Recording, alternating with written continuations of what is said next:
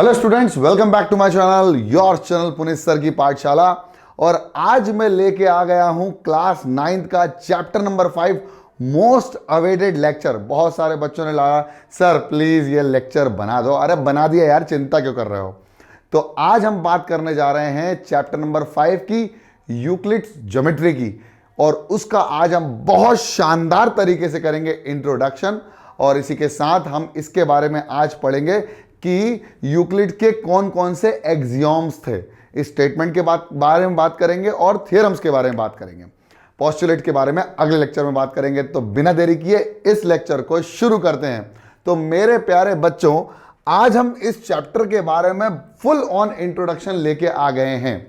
उसके पहले आपको समझना पड़ेगा कि यूक्लिड्स ने कौन सी ज्योमेट्री के बारे में बात करी थी। तो सबसे पहले आज हम इस चैप्टर को तोड़ लेते हैं और इस चैप्टर के बारे में समझने के लिए हम इसके नाम को समझ लेते हैं। इसके नाम में लिखा है ज्योमेट्री। अब जियोमेट्री जो शब्द है वो दो शब्दों से मिलकर बना है। पहला है जियो और दूसरा है मेट्री, जियोमेट्री। अब जियो का मतलब तो आप सभी को पता है, जियो का मतलब होता है अर्थ और मेट्री का मतलब होता है मेजरमेंट। अर्थ के अंदर जितनी भी चीजें थी उन सबको, या जितने भी शेप्स थे उन सबको क्या किया गया, हमने मेजर किया गया। जैसे कि आपने देखा होगा कि जो पिरामिड्स बने थे, बहुत सालों पहले बने थे पिरामिड्स, उस समय मैथमेटिक्स इतनी इवॉल्व नहीं हुई थी, तब भी लोगों ने डिफरेंट डिफरेंट शेप्स के डैम्स बनाए, डिफरेंट डिफरेंट शेप्स के पिरामिड्स बनाए। उन सबका कैलकुलेशन किस तरह से किया, अर्थ के अंदर जितने भी शेप्स थे, जितने भी वॉल्यूम था, या जितने भी हमारे पास लेंथ ब्रेथ एरिया जितनी भी चीजें थी, उन सबको मेजर करने के लिए एक तरीका बनाया गया। और उस तरीके को हम बोलते हैं मैथमेटिक्स। और उस मैथमेटिक्स को इवॉल्व होते होते होते होते समय लग गया। जैसे थेल्स आए, थेल्स ने अपनी पाइथागोरस थ्योरम दी। सर्कल को समझाने के लिए उन्होंने कहा कि भाई जो डायमीटर होगी वो सर्कल को 2 हाफ में डिवाइड करेगी। तो ये थेल्स ने अपने लेवल पर उसको जाकर समझाया और मैथमेटिक्स को और बहुत शानदार तरीके से इवॉल्व किया। तो आज हम इवोल्यूशन से रिवॉल्यूशन तक की बात करेंगे। इवोल्यूशन मतलब मैथमेटिक्स कहां थी और कहां से कहां आ गई। आप इंटीग्रेशन डिफरेंशिएशन देख सकते हैं। बहुत अच्छे अच्छे लेवल पर हम लोग मैथमेटिक्स को कैलकुलस लेवल पर भी समझ रहे हैं। आज हम बात करने जा रहे हैं उसकी शुरुआत की। और शुरुआत किसने करी थी? ग्रीक्स ने। तो इंट्रोडक्शन टू यूक्लिड ज्योमेट्री में आज हम बात करेंगे कि भाई जो ग्रीक्स थे, the Greeks developed geometry in a systematic manner. Euclid, a Greek mathematician, father of geometry, introduced the method of providing mathematical result by using deductive का मतलब होता है reduce करके, छोटा करके, deductive reasoning and previously proved result। मतलब पुराने results जो ऑलरेडी प्रूव हैं उनका इस्तेमाल करके हम किसी नए नतीजे पर पहुंच जाएं, उस तरह की ज्योमेट्री का इस्तेमाल या उस तरह की ज्योमेट्री को डेवलप किया था यूक्लिड्स ने। समझ में आया? तो आज हम बात करने जा रहे हैं कि यूक्लिड्स ने ऐसी कौन सी चीजों को बताया गया था जो प्रीवियसली प्रूव्ड हैं या प्रीवियसली एक्सप्लेन्ड है, या डिडक्टिव लेवल पर बात करें। जैसे मैं बोलूंगा कि भाई ये जो मेरा भाई है ये इसका भी भाई है, तो हम दोनों आपस में भाई हैं। मतलब इस तरह से जो रीजनिंग लेवल पर जाकर मैथमेटिक्स को समझाया गया है उसको कहा गया है यूक्लिड्स ज्योमेट्री। और उसके अंदर कुछ पोस्टुलेट्स भी हैं, कुछ एक्सियोम्स भी हैं। तो आज हम बात करने जा रहे हैं यूक्लिड्स के एक्सियोम्स की। The geometry of the plane figure is known as Euclidean geometry. Geometry का मतलब तो आपको पता चल ही गया होगा। चलिए, तो इसके पहले हमें कुछ बात करनी पड़ेगी, कुछ इंपॉर्टेंट लेवल पर हमको बात करनी पड़ेगी। और हमें बात करनी पड़ेगी आज हमारे स्टेटमेंट की। क्यों समझना है स्टेटमेंट, क्यों इंपॉर्टेंट है ये स्टेटमेंट? अगर आपको स्टेटमेंट समझ में आता है, आपको थ्योरम समझ में आती है, अगर आपको एक्सियोम्स का मतलब समझ में आता है, तो आप उन एक्सियोम्स को, उन पोस्टुलेट्स को, उन थ्योरम्स का भी मतलब समझ पाएंगे। अगर आपको इसका मतलब पता है कि ये एक्चुअली में है क्या। तो हम बात करते हैं स्टेटमेंट। तो स्टेटमेंट कुछ नहीं है, एक सेंटेंस है। क्या है स्टेटमेंट? स्टेटमेंट कुछ नहीं है, एक सेंटेंस है। क्या है स्टेटमेंट? एक सेंटेंस है। मैंने बोल दिया, कोई भी सेंटेंस अगर मैंने बोल दिया, किसी भी प्रकार का सेंटेंस मैंने बोल दिया, बस एक ही प्रॉब्लम है, उस स्टेटमेंट को, उस सेंटेंस को स्टेटमेंट तब कहा जाएगा जब उसका 2 रिजल्ट पॉसिबल है, या तो वो सच है या तो वो झूठ है। वही स्टेटमेंट है। जैसे आज मैं क्लास 9 का लेक्चर ले रहा हूं, ये स्टेटमेंट है बिल्कुल सही, ठीक है। आज मैं क्लास 10 का लेक्चर ले रहा हूं, ये गलत स्टेटमेंट है, लेकिन ये स्टेटमेंट है। तो वही है, a sentence which is either true और फॉल्स बट नॉट बोथ। अगर मैं क्लास 10th और 9th का लेक्चर दोनों एक साथ ले रहा हूं तो ये पॉसिबल है क्या? नहीं है। इसका मतलब ये स्टेटमेंट नहीं है। अगर मैं कोई सेंटेंस बोल रहा हूं, वो स्टेटमेंट तभी कहलाएगी या तो उसके दो पॉसिबल रिजल्ट होंगे, या तो वो ट्रू होगी या तो वो फॉल्स होगी, वो दोनों एक साथ नहीं हो सकती, ठीक है। This is called an statement. अब स्टेटमेंट किस तरह से हो सकती है? जैसे मैंने कहा 4 + 9 = 6, ये जो मैंने लिखा है ये एक स्टेटमेंट है, लेकिन ये फॉल्स स्टेटमेंट है। कैसी स्टेटमेंट है? ये फॉल्स स्टेटमेंट है। अगर मैं लिखा संजय इज टॉल, क्या ये स्टेटमेंट है? Sanjay is tall. अब कौन है संजय? सबसे पहले तो ये बताओ, क्या ये सबसे दुनिया का सबसे लंबा आदमी है? अगर ये आदमी भी है तो हम किससे किसका कंपैरिजन कर रहे हैं? यहां पर कुछ भी परफेक्टली समझाया नहीं गया है। संजय इज टॉल होगा, टॉल भाई 6 फीट का होगा, लेकिन 7 फुट के आगे तो टॉल नहीं है ना। मेरी बात समझ में आ रही है? तो ये स्टेटमेंट नहीं कहलाएगी। संजय टॉल हो सकता है भाई, जनरल लेवल पे संजय टॉल है, लेकिन क्या ये सबके लिए टॉल है? क्या ये पेड़ से भी बड़ा है? क्या पेड़ से भी लंबा है? क्या ये ब्रिज से भी लंबा है? नहीं ना। तो यहां पर स्टेटमेंट, ये जो सेंटेंस हमने बोला है, ये statement, this is not a statement because he may tall for certain person and may not be taller for other.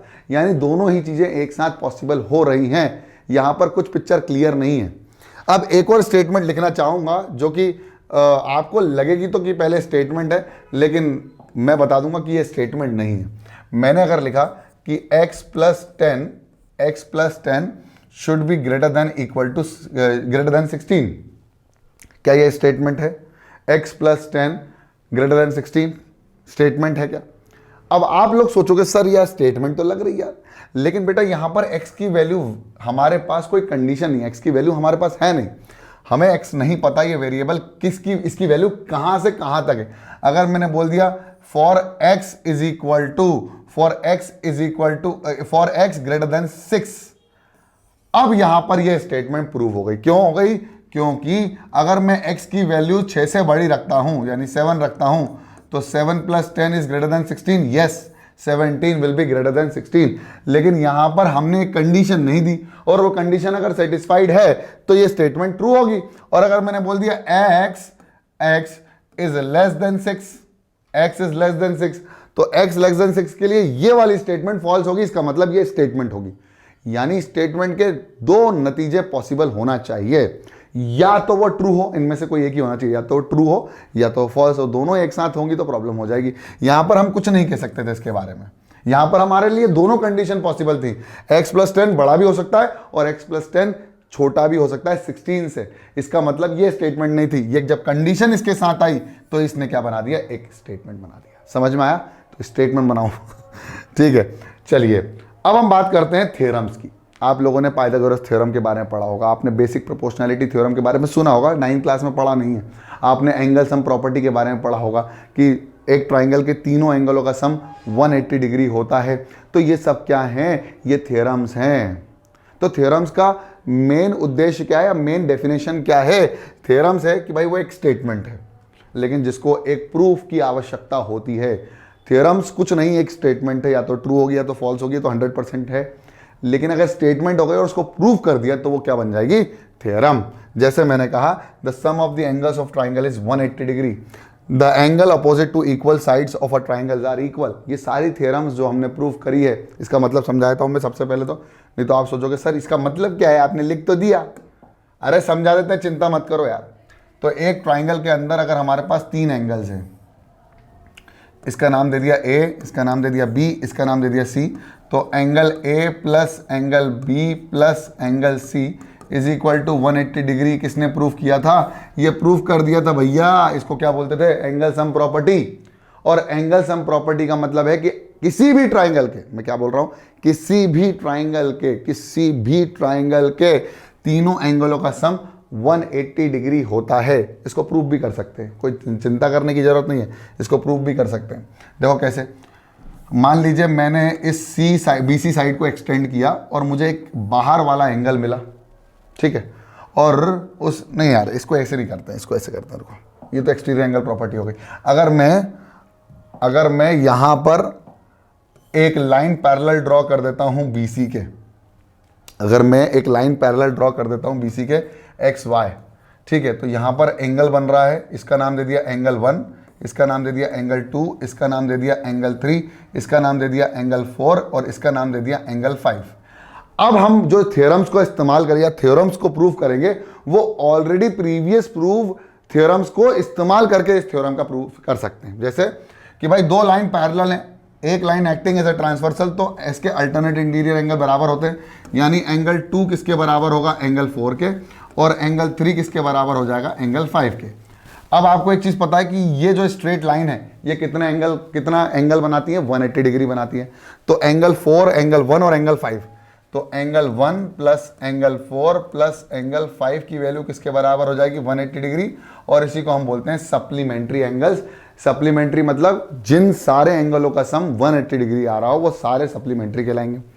अब एंगल 1 को एंगल 1 रहने दो, एंगल 4 की जगह हम क्या लिख दो, एंगल 2, तो एंगल 2 लिख दिया, और एंगल 5 की जगह हम लिख दो एंगल 3 बराबर 180 डिग्री। इसका मतलब एक किसी भी ट्राइंगल के 3 एंगलों का सम 180 डिग्री होता है। ऐसे एक पाइथागोरस थ्योरम भी है। पाइथागोरस थ्योरम सिर्फ राइट एंगल ट्राइंगल के लिए एप्लीकेबल है। तो in a right angle triangle, यहां लिख देंगे किसी भी ट्राइंगल में नहीं, in a right angle triangle the square of the hypotenuse will be equal to the sum of the square of the perpendicular and base. इसका मतलब यह हुआ कि हाइपोटेन्यूज का स्क्वायर किसके बराबर होगा, परपेंडिकुलर और बेस के स्क्वायर के सम के बराबर होगा। तो यहां पर हमने एक स्टेटमेंट को प्रूव करके क्या बना दी, थ्योरम बना दी। तो यहां पर ये थ्योरम हो गई। अब एक और थ्योरम है जो नीचे लिखी है मैंने, वो भी एक थ्योरम ही है कि the angle opposite to equal sides. मान लीजिए एक ट्राइंगल कहना, इन अ ट्राइंगल लिखना चाहिए था मुझे, कोई बात नहीं, in a triangle the angle opposite to equal sides, मतलब ये दोनों साइड अगर बराबर हैं, ए बी बराबर ए सी, एक आइसोसेलेस ट्राइंगल है, तो इसके आमने सामने वाले एंगल भी बराबर होंगे।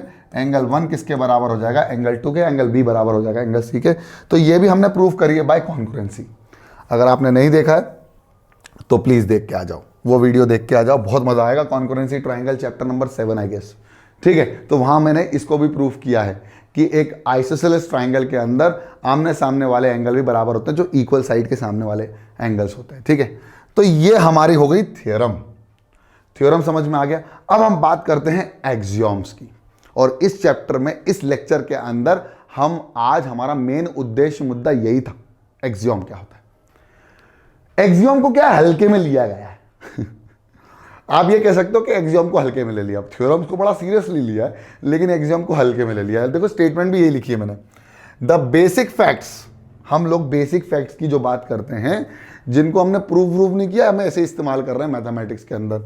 The basic facts which are taken for granted, मैंने कहा ना हल्के में ले लो तो हल्के में ले लिया है, इनको टेकन फॉर ग्रांटेड ले लिया गया है। और टेकन फॉर ग्रांटेड के बाद without proof, taken for granted का मतलब क्या होता है विदाउट, लेकिन थ्योरम्स को हम टेकन फॉर ग्रांटेड नहीं लिया, इनको ले लिया। तो the basic facts which are taken for granted without proof are called axioms. अब सर ये कैसी हैं, ये कैसी होती हैं? तो हमने कुछ एक्सियोम्स के बारे में डिस्कस करना है इसी चैप्टर के अंदर, इसी लेक्चर के अंदर, लेक्चर नंबर 1 के अंदर। तो वही तो पढ़ाने आया हूं आज मैं आपको, ठीक है, चिंता क्यों कर रहे हो। तो हम बात करते हैं सबसे पहले एक्सियोम की। तो इक्वुएट के सबसे पहले एक्सियोम की हम बात करने जा रहे हैं, और इस लेक्चर का मेन उद्देश्य ये था कि आपको एक्सियोम समझा दूं। तो हम बात करने जा रहे हैं हमारे पहले एक्सियोम की। अब यूक्लिड्स ने जो एक्सियोम बना है उसमें सबसे पहली इंपॉर्टेंट चीज क्या थी, things which are equal to the same things are equal to one another. Sir क्या है, कंफ्यूजन हो गया, फिर से पढ़ते हैं। देखो, things which are equal to the same things, things which are equal to the same things, कुछ हैं चीजें। मान लीजिए मैंने कहा ए है, मेरे पास एक है ए, एक क्वांटिटी ए है जो किसके बराबर है, बी के बराबर है। मान लीजिए एक क्वांटिटी ए है जो किसके बराबर है, बी के बराबर है, और एक और क्वांटिटी जो यही ए है वो किसके बराबर है, सी के बराबर है। तो अब आपके दिमाग में क्या आ रहा है, अब आपके दिमाग में आ रहा है कि सर बी भी तो बराबर होगा सी के, है ना। तो बस यही है, things which are equal to the same things are equal to one another. तो मान लीजिए हमारे पास एक ए है और एक बी है, और ये ए और ये जो बी हैं ये दोनों कैसे हैं, इक्वल। तो ए किसके बराबर हो गया, बी के। अब मैंने यहां एक और ए ले लिया था, लेकिन अगर सी हमारे पास है जो कि बी के बराबर है, सेम थिंग्स बी के बराबर है, बी और सी दोनों आपस में बराबर है, तो आपके दिमाग में क्या सेटअप होगा?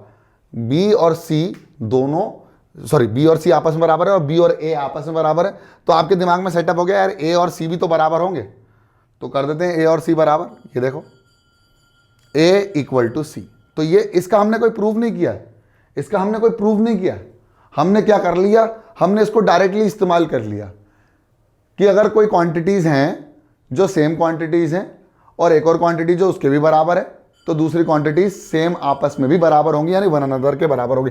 Things which are equal to the same things, things which are equal to the same things are equal to one another, are equal to one another. कुछ थिंग्स हैं जो सेम थिंग्स के बराबर हैं, फिर से देख लो, फिर से देख लो, फिर से देख लो, कोई दिक्कत नहीं हो। देखो things equal to the things, तो कौन कौन सी थिंग्स हैं? एक ए है जो किसके बराबर है? बी के, और एक और थिंग है जो किसके बराबर है? सी बी के भी बराबर है। थिंग्स, कुछ थिंग्स हैं जो सेम थिंग्स के बराबर हैं, इसके बराबर हो गए। तो ये थिंग्स की जो बात कर रही है, थिंग्स कौन सी हैं? ए और सी किसके बराबर है? Which are equal to the same thing, which are equal to the same thing. A और सी बी के बराबर है, तो are equal to one another, are equal to one another हो गया। आ गया समझ में? अरे सर आ गया, ठीक है। तो ए और सी भी आपस में बराबर होंगे। अब सेकेंड एक्सियोम की बात करते हैं। सेकेंड एक्सियोम भी बहुत इंपॉर्टेंट है, सेकेंड एक्सियोम भी बहुत इंपॉर्टेंट है। बात करते हैं, if equals are added to equals the whole are equal. अगर मैंने इक्वल को इक्वल में ऐड कर दिया तो होल भी जो होगा वो इक्वल के बराबर होगा। अब इसको समझने के तौर पे ये कर सकते हो कि हम यहां पर दो चीजें कंसीडर कर लेते हैं। मैंने अपने इसको एग्जाम्पल के तौर पे बहुत अच्छे से समझा दिया है, लेकिन पहले इसको भी समझ लो। मान लीजिए x जो है वो किसके बराबर है? y के बराबर है। x किसके बराबर है? y के बराबर है। और जो w है वो z के बराबर है ना। Thing if equals are added to equals, अब ये दोनों आपस में बराबर है, ये दोनों आपस में बराबर है। अगर मैं इन दोनों को प्लस करूं और इन दोनों को भी प्लस करूं, यानी x को w से प्लस कर दूं और y को z से प्लस कर दूं, तो जो रिजल्ट आएगा वो भी कैसा आएगा? बराबर आएगा। अब मैंने इसको समझाया है कि भैया एक स्क्वायर है जो दूसरे स्क्वायर के बराबर है, यानी एरिया बराबर है। फिर एक और स्क्वायर है जो दूसरे स्क्वायर के बराबर है। अब इन दोनों के एरिया को प्लस कर दूं तो जो बड़ा एरिया आएगा रेक्टेंगल का वो भी आपस में बराबर होगा। बस यही समझाया है, देखो ध्यान से समझ लेना। तो क्या है? If equals are added to equal the wholes are also equal. देखो यहां पर सबसे पहले let us have two squares equal to each other. Area में इक्वल है, साइड में इक्वल है, पेरीमीटर में इक्वल है, कोई दिक्कत नहीं है, हम एरिया में बात कर रहे हैं। तो यहां पर एक स्क्वायर है जिसका नाम है ए, और वो किसके बराबर है? वो बराबर है बी के। ए और बी दोनों आपस में बराबर है, ठीक है, ये दोनों बराबर होगा। इसके बाद जो हम बात करने वाले हैं वो सी किसके बराबर है? डी के बराबर है। तो देखो डी के बराबर हो गया, सी इक्वल टू डी, ठीक है। अब जो ए है वो निकाल लिया और सी निकाल लिया, ए और सी निकाल लिया, दोनों को ऐड करना ना, तो दोनों को ऐड कर दिया, देखो सी निकाल दिया, सी निकाल लिया। और यहां से बी और डी दोनों निकाल लिए, ठीक है। अब इन दोनों को जोड़ दिया तो क्या बनेगा? एक रेक्टेंगल तो बन ही जाएगा। देखो बना देते हैं, देखो ध्यान से, ए और सी को जोड़ा तो क्या बन गया? ई, और बी और एफ, सॉरी बी और डी को जोड़ दिया तो बन गया एफ। तो ये दोनों भी आपस में बराबर होंगे, ये हो गया axiom. These will be also equal to each other, यानी E इक्वल टू एफ, यानी ये इन दोनों को जोड़ के जो होल बना है वो बना है E, इन दोनों को जोड़ के जो होल बना है वो क्या बना है? F। वो दोनों भी आपस में बराबर हो जाएंगे भाई, बराबर, चिंता मत करो। तो E will be equal to F, ठीक है। Next axiom is very important. बोले क्या है सर?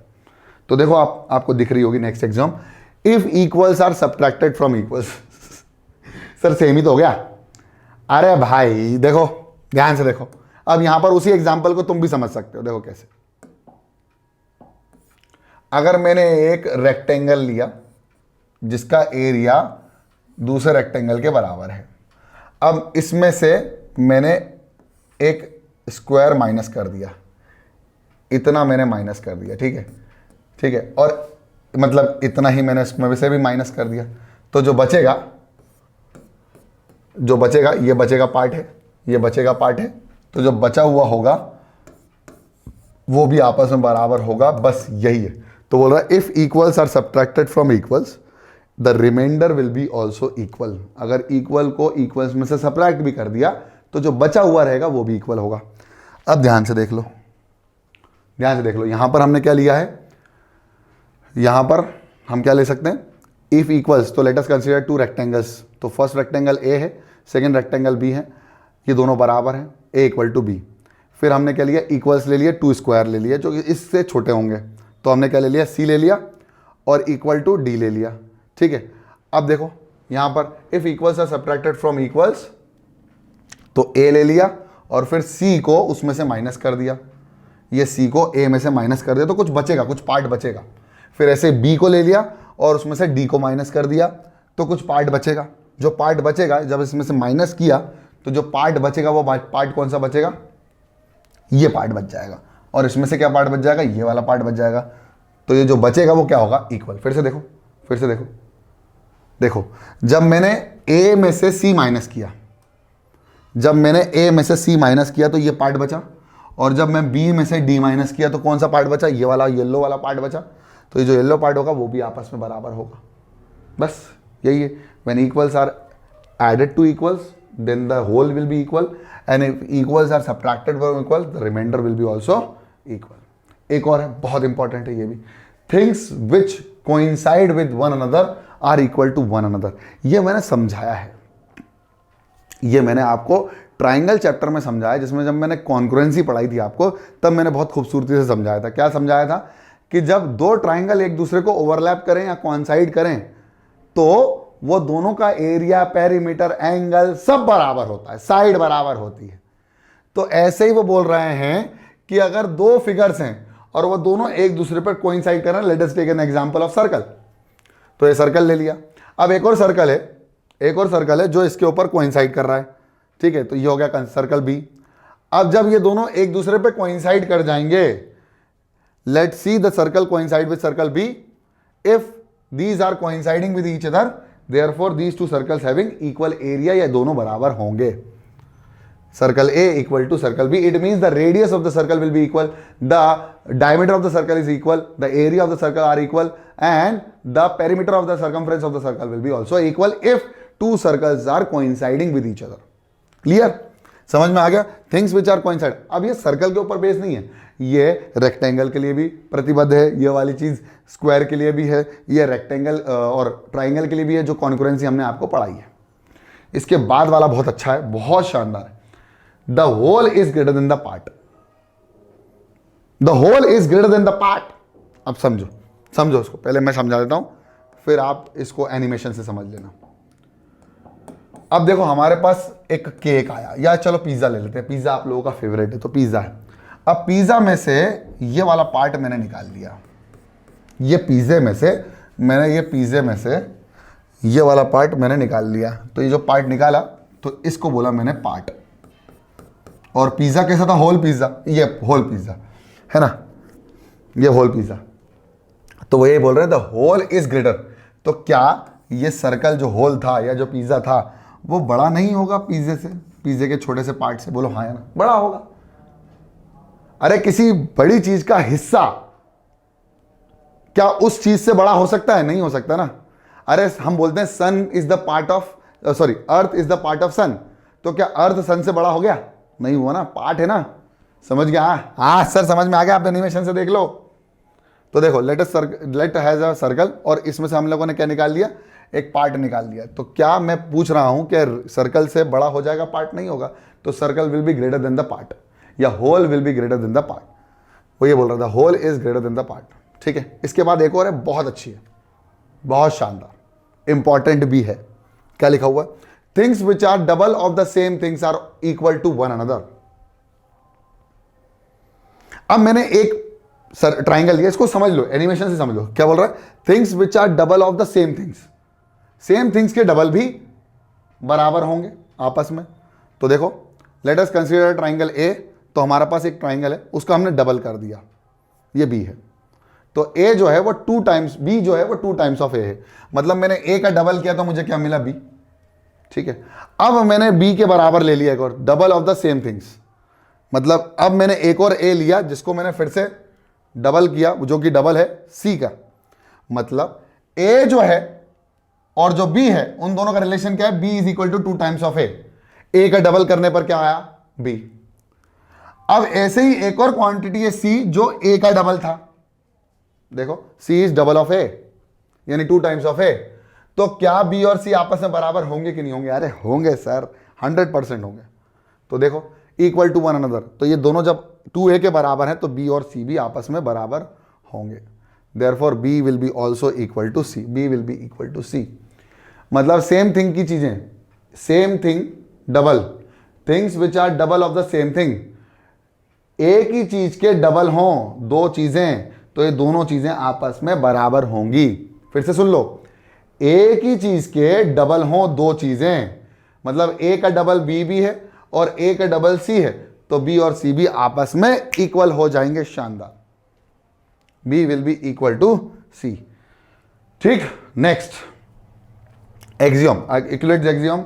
नेक्स्ट है थिंग्स विच आर हाफ, अब आधी कर दो, अभी डबल किया था अब आधी कर दो, ट्रिपल कर दो, 4 टाइम्स कर दो, कैसा भी कर दो। अगर आधी होगी किसी चीज की, मतलब मैंने एक ट्राइंगल लिया, फिर से एग्जांपल दिमाग में सेटअप कर लो, एक ट्राइंगल लिया उसका आधा, फिर वही ट्राइंगल का एक और कोई क्वांटिटी जो कि आधा हो, तो वो दोनों आपस में बराबर होंगे, हाफ भी बराबर होंगे सेम थिंग्स के। Things which are half of the same things are equal to one another.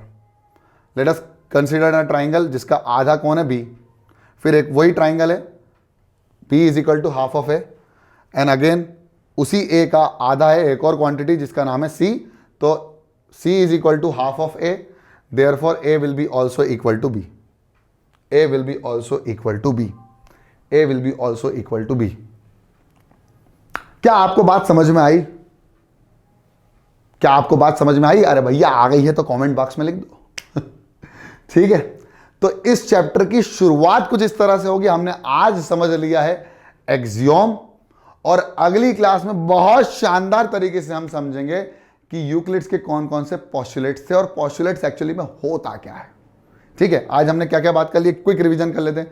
हमने आज बात कर ली कि यूक्लिड्स ने किस जमाने में 600 BC में उन लोगों ने क्या है, ज्योमेट्री को डिज़ाइन किया था। बहुत बड़े हम बोलते हैं फादर ऑफ ज्योमेट्री बोला जाता है उनको। ठीक है, फिर हमने बात करी कि स्टेटमेंट क्या होती है, तो स्टेटमेंट या तो ट्रू हो सकती है तो फॉल्स हो सकती है। फिर हमने थ्योरम्स के बारे में बात करी कि थ्योरम्स को प्रूफ चाहिए रहता है, एक स्टेटमेंट जिसको प्रूफ चाहिए रहता है उसको बोलते हैं थ्योरम। फिर एक्सियोम को हल्के में ले लिया, प्रूफ नहीं किया, उनका डायरेक्ट इस्तेमाल कर लिया, तो वो एक्सियोम। और कौन सी एक्सियोम्स थी, ये वाली एक्सियोम्स थी। तो आई होप आपको लेक्चर समझ में आ गया। लेक्चर समझ में आ गया तो पसंद आया तो लाइक कर दो, चैनल में तो सब्सक्राइब कर दो, वो लाल वाला बटन है उसको ग्रे कर दो यार, है ना। तब तक के लिए पढ़ते रहो, बढ़ते रहो, देखते रहो पुनीत सर की पाठशाला। जय हिंद।